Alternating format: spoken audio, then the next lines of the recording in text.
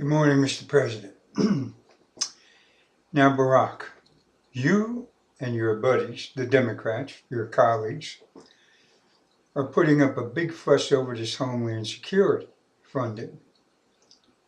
They want to stop your executive action on immigration. I think that they're right.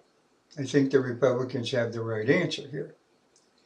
I think you're being very stubborn, as well as the Democrats. What purpose is an open border for this country? What purpose is flooding the country with immigrants and who are taking up the jobs of the poor black Americans in this country? I mean, the CBC made a big stink about Netanyahu coming over here, but they're saying nothing about what you're doing to the poor Americans in this country. So I think you should sit down with your fellow Democrats. Do what's right.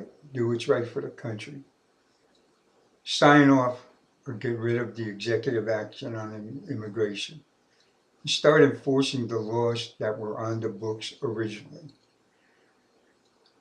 They didn't work as well as they should have, but they weren't enforced as well as they should have been. As far as these secret negotiations with Iranian clerical leaders, the Ayatollah Khomeini, listen, what's the big secret? They want a nuclear weapon. Eventually, they're going to get a nuclear weapon. No matter what you say and what you do.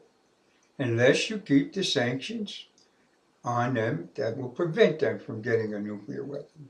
So far, the sanctions that you have used haven't done such a good job because they have nuclear capability. The big stink about Netanyahu, which I hate to bring up again, but I will, is bogus. I'm sure he knows more about Iran and their plans than you will ever know about Iran and their plans. And quite frankly, I don't know what your motivation is with the Iranian people who are supplying weapons and money to terrorists around the world. Hello? As far as Obamacare goes, I hope the Supreme Court puts the final nail into that coffin. That system is imploding. You've cut drugs, you've cut doctor fees, you've increased premiums, and you've increased deductibles. That is a sure recipe for failure, and that's what's going to happen.